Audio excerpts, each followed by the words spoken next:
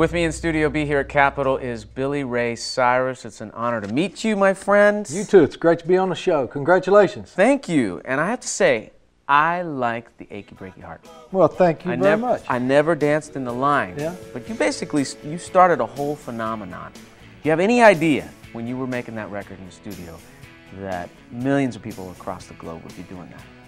I just knew that, I loved the song. I knew that when we played it, instantly people got out on the dance floor, and it just kind of fit, what I had done my whole life, and that was just make music that feels good. I come from a Pentecostal family where they sang a lot of good, feel-good music. My dad had a gospel quartet, a lot of harmonies involved, a lot of Southern gospel, and my mom had kind of a bluegrass thing going. She played the piano by ear, and my papa Casto, her dad, he played the fiddle. So what instrument did you play first, or were you a singer first? I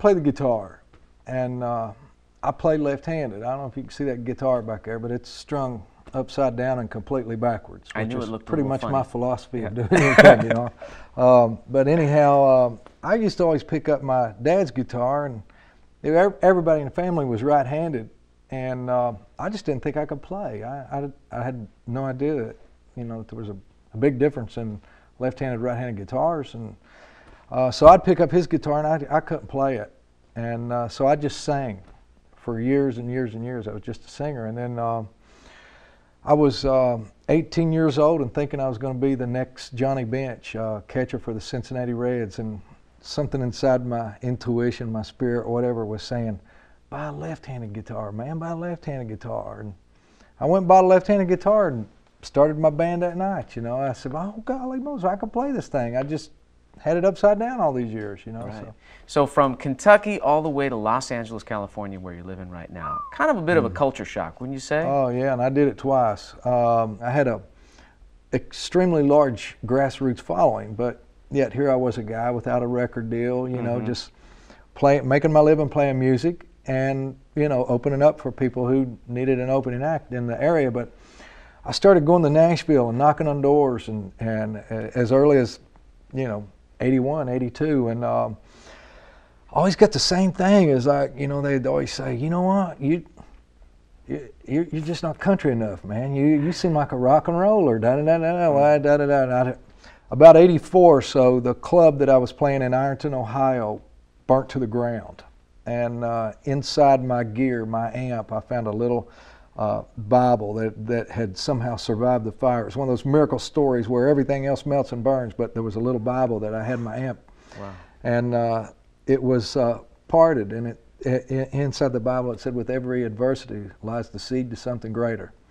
So to me, I took that as a sign, well, if I'm too rock and roll for Nashville, then I guess maybe this is God telling me it's time to move to L.A. So wow. I got in my car, drove out to L.A., and got out here, and I didn't know anybody. I was kind of living in my car, living different places, just barely surviving, and trying to start a band and do all this singing. I'd answer all these ads, but to be honest, in the mid '80s, there was a lot of metal hair bands was coming out at that time. It was pretty huge, just a lot of seriously heavy rock and roll, which I personally love.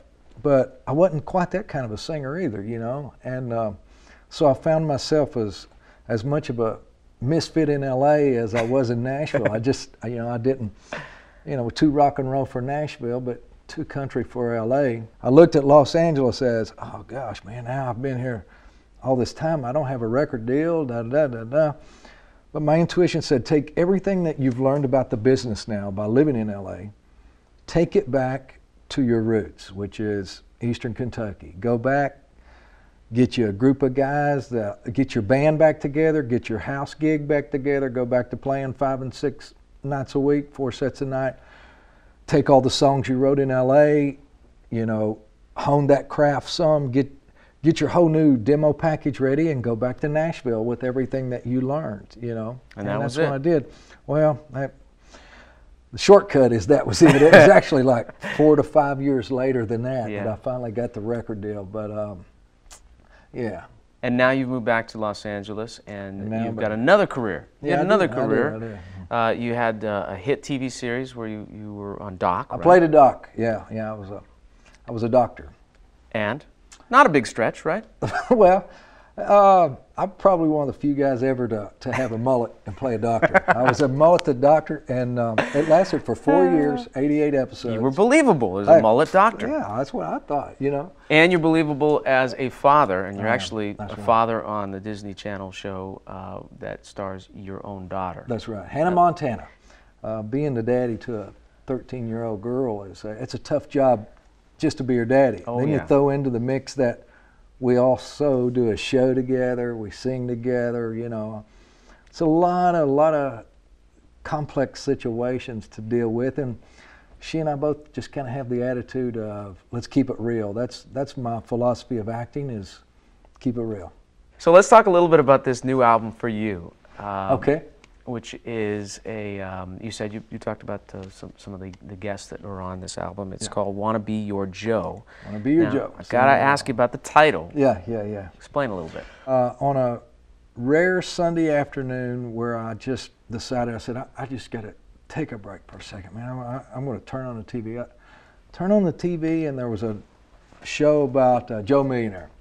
Okay. And I start looking, I go, hey, Joe Millionaire, well, there's Joe this and Joe that and Joe that. And I said, why are there so many shows about Joe? And you know, it just hit me like, because every woman is just looking for that Joe, that average man that loves his family, he loves his kids, he works hard to support them, he's an honest guy. Every woman's looking for a Joe. Joe may never be a rich man, no law young movie star. He may not own the finest jewelry, and he may not drive the nicest car. Joe has everything he dreamed of, all the treasures that he needs. No wonder Joe's always smiling, he only aims to please you. Let me be your Joe. In your music, what do you hope that people will get from it on an emotional level? Musically, first of all, you know, what I write about is what I'm living. You know, I just try to write what's real and what's going on. You know, and most of all, just try to make it real. So through that realism, I hope that it can translate to other people and touch their lives, whether it makes them happy and makes them dance, or whether it makes them sad and light their lighters up in the air, or whether they just feel like singing along or dancing with each other. I just want to make music that moves people.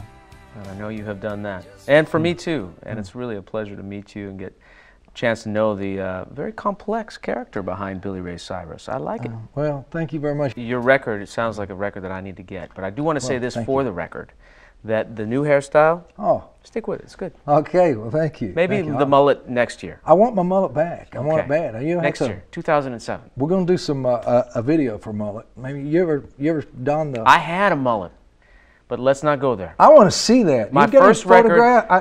Where's the photograph of your mullet? I had a mullet. Editor. And it's forever preserved on a record. My first one for Capitol.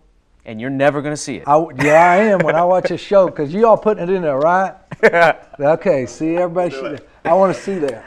Billy Ray Cyrus, cool, thank God bless you. Thank you, and the same to you. Good Thanks for seeing being here.